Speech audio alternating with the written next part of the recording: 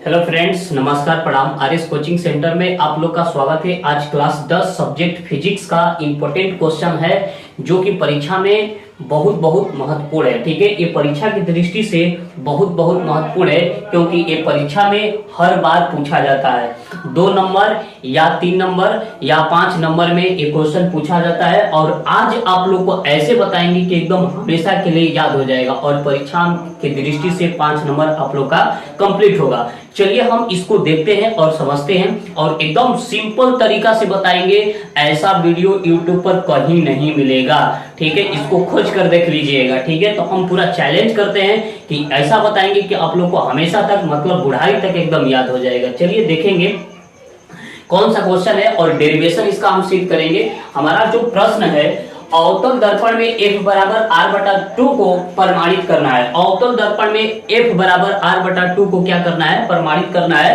क्योंकि यहाँ पर देखिए F का अगर हम बात करें, F का बात करें और R का बात करें तो R जो होता है हमारा क्या चीज? वक्रता त्रिज्या होता है। R जो होता है वक्रता त्रिज्या, F होता है फोकस होता है, फोकस दूरी होता है। क्या होता है? फोकस दूरी। तो इस तरह भी क्वेश्चन आएगा कि वक्रता त्रिज्या और फोकस दूरी में संबंध स्थापित कीजिए। तो इसका संबंध क्या होता है? फोकस दूरी जो होता है ना, वक्रता त्रिज्या के क्या होता है? आधा होता है। क्या होता है? आधा। और जो वक्रता त्रिज्या होता है फोकस दूरी से क्या होती है? दोगुनी होती है। तो ऐसे भी क्वेश्चन आएगा कि फोकस दूरी तथा वक्रता त्रिज्या में संबंध बताएं। ठीक है, तो यही घबराना नहीं है, यही हमारा क्या होगा? क्वेश्चन डेरिवेशन सिद्ध होगा। ठीक है, इस तरह भी क्वेश्चन आएगा कि अवतल दर्पण में F बराबर R/2 को क्या कीजिए? प्रमाणित कीजिए। तो इससे घबराना नहीं है, एकदम अच्छे से तरीका से आप लोग को समझा देंगे कि एकदम याद रहेगा। ठीक है, चलिए देखते हैं।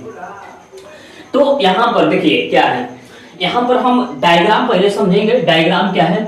M डैश, जो हमारा M डैश जो होता है, जैसे कहने का मतलब कि M होता है, ये हो गया हमारा दर्पण हो गया। तो M डैश जो हो गया हमारा M डैश क्या हो गया? अवतल दर्पण हो गया। क्या हो गया? अवतल दर्पण हो गया। ठीक है, तो यहाँ पर देखिए अवतल दर्पण का डिफिनेशन क्या होता है कि जिसको बाहरी पृष्ठ पर जब हम पेंट कर या कलई कर देंगे तो उसको हम क्या बोलते हैं? अवतल दर्पण बोलते हैं। क्या बोलेंगे? अवतल दर्पण बोलेंगे। ठीक है, देखिए यहां से आपतित किरण जा रही है, यहां से आपतित किरण जा रही है। दर्पण से परिवर्तन के बाद मुख्य फोकस से क्या होगी? गुजरेगी। मुख्य फोकस से क्या होगी?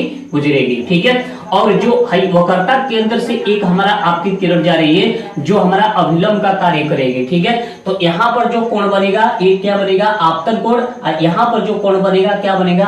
परिवर्तन कोण बनेगा। ठीक है, तो आपतन कोण को भी हम मान लिए थीटा और परिवर्तन कोण को भी मान लिए थीटा, क्योंकि परिवर्तन के नियम क्या होते हैं? आपतन कोण और परिवर्तन कोण के क्या होते हैं? बराबर होते हैं। ठीक है, अब देखिए ये कोण से एकांतर कोण से थीटा हो जाएगा और ये कोण से हमारा क्या होगा? एकांतर कोण से 2 थीटा होगा। क्यों? क्योंकि ए थीटा और ए थीटा दोनों आपस में क्या हो जाएंगे? जुड़ जाएंगे।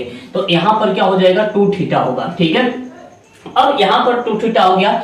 अब यहाँ पर हम समझेंगे M डैश क्या है? एक अवतल दर्पण है जिसका ध्रुव क्या है? जिसका ध्रुव P है, मुख्य फोकस F है और तथा वक्रता त्रिज्या क्या है? C है। ठीक है, और उसके बाद देखिए PF मतलब मुख्य फोकस दूरी का अगर हम बात करें तो फोकस दूरी क्या होगा? F होगा और वक्रता त्रिज्या क्या होगा? R होगा। ठीक है, यहां से हम समझेंगे, रटेंगे नहीं। यहां पर लिखेंगे M डैश क्या है? एक अवतल दर्पण है जिसका ध्रुव P मुख्य फोकस F और वक्रता केंद्र क्या है? C है। और देखिए PF मतलब फोकस दूरी क्या हो जाएगा? F होगा, छोटका f, और वक्रता त्रिज्या क्या होगा? बड़का R हो जाएगा। ठीक है, अब देखिए यहाँ पर अब हम चलेंगे, जो चीज दिया है वही चीज यहाँ पर लिखा है तो इसको समझेंगे। माना कि M डैश एक अवतल दर्पण है जिसका ध्रुव P और मुख्य फोकस F तथा वक्रता केंद्र C है और PF बराबर क्या हो जाएगा? F तथा PC बराबर क्या हो जाएगा? R होगा। PC बराबर क्या हो जाएगा? R। PC क्या है हमारा? PC का अगर हम बात करें तो वक्रता त्रिज्या है और PF क्या है? फोकस दूरी है। ठीक है, चलिए आशा करते हैं कि इतना आप लोग को समझ में आ गया होगा। ठीक है, आगे चलते हैं, देखते हैं और इसका डेरिवेशन सिद्ध करेंगे एकदम सिंपल तरीका से। यहाँ पर देखिए अब त्रिभुज लेंगे, त्रिभुज BPC में। देखिए BPC कहाँ है? BPC मतलब एक है त्रिभुज बन रहा है क्या हो रहा है? एक त्रिभुज बन रहा है, तो इसमें हम चलेंगे। तो यहाँ पर देखिए एक थीटा हो गया। क्या हो गया? थीटा। तो यहाँ पर लिखेंगे tan थीटा। tan थीटा बराबर क्या होता है? लंब बटा में आधार। लंब क्या हो गया, बीपी हो गया, और आधार क्या हो गया, पीसी हो गया। तो बीपी देखिए, बीपी और बटा में क्या हो जाएगा, पीसी। बीपी बटा में क्या होगा, पीसी होगा। ठीक है, इसको हम ऐसे भी लिख सकते हैं, थीटा बराबर बीपी बटा में क्या लिख सकते हैं, पीसी लिख सकते हैं। क्यों, क्योंकि यहां छोटे कोण के लिए ये सत्य है, छोटे यहां पर लिखेंगे छोटे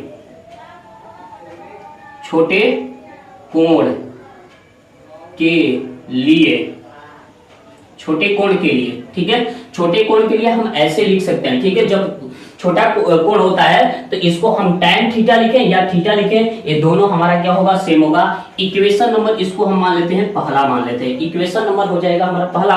और उसके बाद देखिए दूसरा का अगर हम बात करें तो अब चलेंगे त्रिभुज किस में, अब त्रिभुज चलेंगे त्रिभुज बी पी एफ में। बीपीएफ कहां है, तो देखिए बीपीएफ मतलब इस त्रिभुज में। तो देखिए इसका ए आधार हो गया, ए क्या हो गया, लंब हो गया, ए क्या हो गया, लंब हो गया। ठीक है, चलिए देखते हैं, ए क्या हो गया हमारा, लंब हो गया। देखिए अब त्रिभुज किस में चलेंगे, बीपीएफ में, बीपीएफ में। ठीक है, तो त्रिभुज बीपीएफ में चलेंगे तो यहाँ पर थीटा क्या है, थीटा की जगह पर 2 थीटा है, तो यहाँ पर लिखेंगे tan 2 थीटा।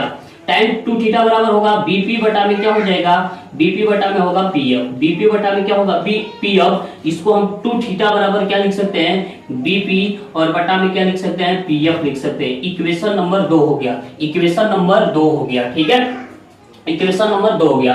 अब देखिए यहाँ पर थीटा की जगह पर हम समीकरण 1 को रखेंगे, तो यहाँ पर लिखेंगे थीटा का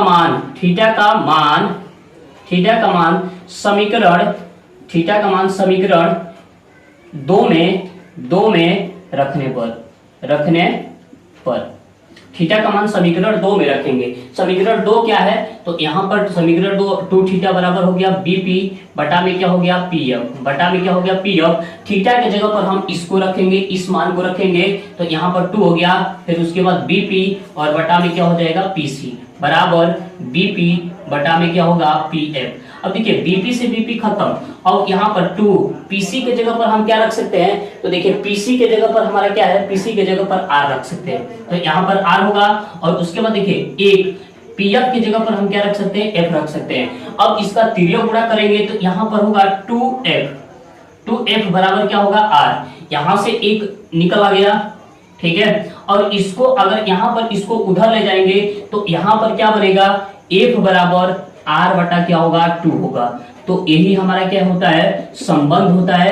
आशा करते हैं कि आप लोग को एकदम अच्छा से समझ में आया होगा, ठीक है।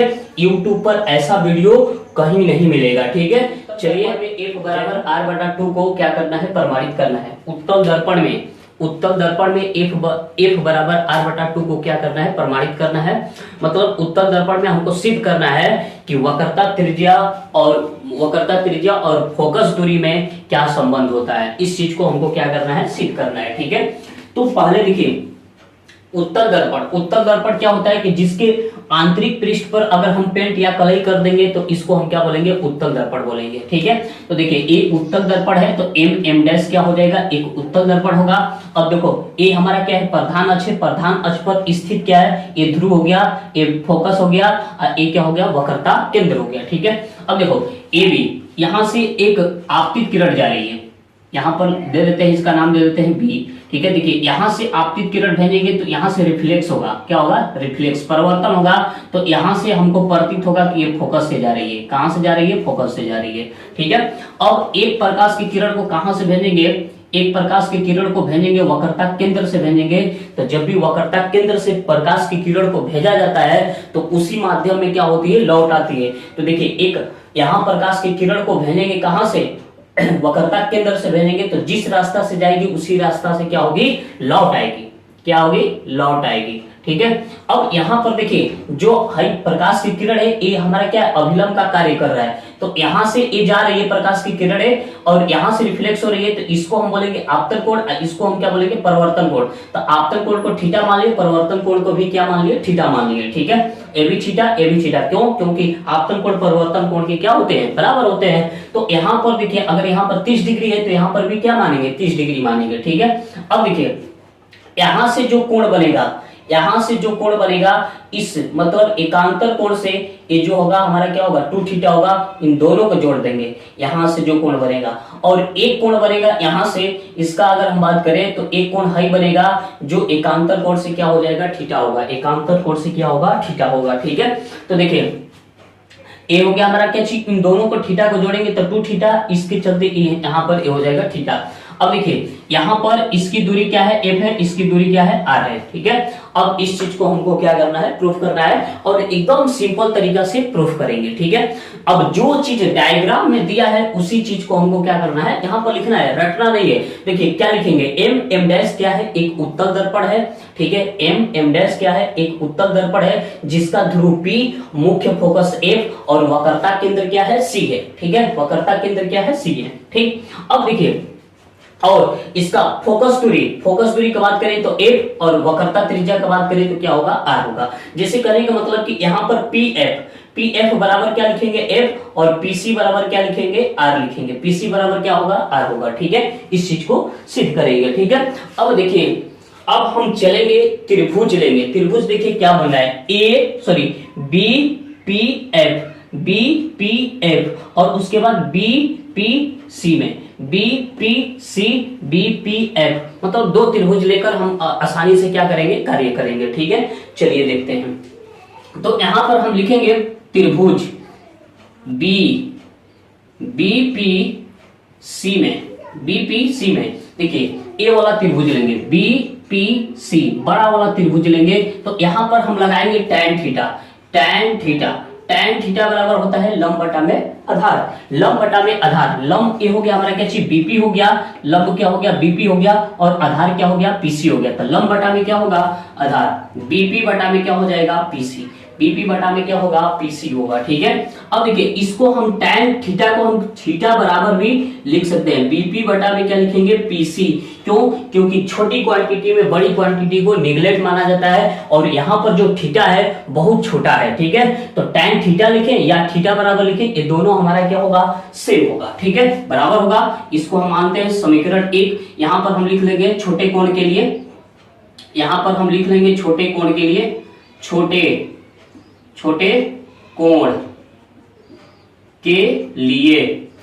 कोण के लिए यहां पर हो जाएगा छोटे कोण के लिए ये होगा हमारा इस तरह से। ठीक है, tan थीटा लिखे या थीटा बराबर बीपी बटा में क्या लिखेंगे पीसी लिखेंगे। ठीक है, अब पुनः चलेंगे त्रिभुज किसमें, पुनः त्रिभुज बीपीएफ में। बीपीएफ कहाँ है, ठीक है बीपीएफ हाई हो गया आधार, हाई हो गया लंब और यहाँ पर tan थीटा लगाएंगे तो tan थीटा की जगह पर लिखेंगे tan 2 थीटा, क्या होगा tan 2 थीटा और बराबर क्या होगा बीपी बटा में क्या होगा पीएफ, बीपी बटा में क्या होगा पीएफ। और छोटे कोण के लिए अगर हम बात करें तो यहाँ पर हो जाएगा बीपी और बटा में क्या होगा पीएफ होगा। ये समीकरण नंबर क्या हो गया 2 हो गया, समीकरण नंबर 2 हो गया। अब यहाँ पर लिखेंगे थीटा का मान समीकरण 2 में रखने पर समीकरण 2 में रखेंगे। देखिए थीटा का मान समीकरण 2 में रखेंगे तो देखिए थीटा का मान यहाँ पर रखेंगे तो समीकरण 2 है, यहाँ पर लिखेंगे 2 और थीटा की जगह पर क्या लिखेंगे, थीटा की जगह पर लिखेंगे बीपी और बटा में क्या होगा पीसी, बीपी बटा में क्या होगा पीसी और उसके बाद यहाँ पर लिखेंगे बीपी, इधर क्या है बीपी और बटा में क्या है पीएफ है, बटा में क्या है पीएफ। बीपी से बीपी कैंसिल, यहाँ पर लिखेंगे 2 और यहाँ पर लिखेंगे पीसी और क्या होगा 1 बटा में पीएफ होगा, 1 बटा में क्या हो गया पीएफ। पीसी के जगह पर हम क्या लिखेंगे, पीसी के जगह पर लिखेंगे आर और उसके बाद पीएफ के जगह पर लिखेंगे छोटा है। अब इसको इधर लाएंगे तो आर बराबर क्या हो जाएगा, इसको इधर लाएंगे तो आर बराबर हो जाएगा हमारा क्या चीज 2f होगा, आर बराबर क्या होगा 2f और यहाँ पर 2 को जब इधर लाएंगे तो ये बन जाएगा f बराबर r बटा में क्या 2 बनेगा, f बराबर r बटा में क्या बनेगा 2 बनेगा। यहाँ से थोड़ा सा फिर से समझेंगे, इसको गुणा करते हैं तो r बराबर 2f, अब इसको इधर लाएंगे f बराबर क्या होगा, f बराबर r बटा में क्या हो जाएगा 2 हो जाएगा। आशा करते हैं कि ये क्वेश्चन अच्छे से समझ में आया है और ज्यादा इसमें लौजार भी नहीं है, एकदम पूरा चैलेंज करते हैं कि आप लोग को अच्छे से समझ में आ गया है। ठीक है, अगर आ गया है तो इस वीडियो को लाइक सब्सक्राइब कमेंट शेयर जरूर करना है। जय हिंद।